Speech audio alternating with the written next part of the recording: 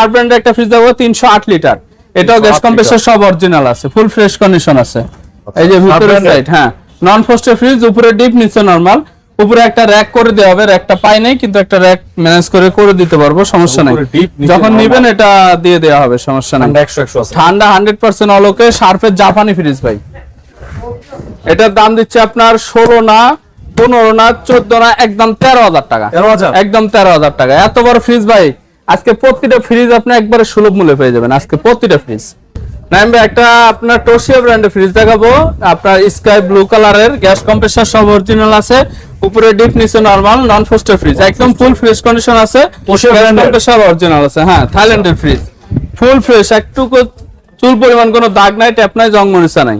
এটার দাম হচ্ছে ভাই 19,000 টাকা না, আপনার 18,000 টাকা না, 17,000 না, একদম 16,000 টাকা, কোনো দামাদামি নেই। 16,000 টাকা একদম ফিক্সড। তারপরে একটা এলজি ব্র্যান্ডের ফ্রিজ দেখাবো, আপনার লাল খয়েরির মধ্যে 208 লিটার ফ্রিজ, উপরে নরমাল নিচে ডিপ, তিনটা ডয়ার আছে, ফুল ফ্রেশ কন্ডিশন আছে।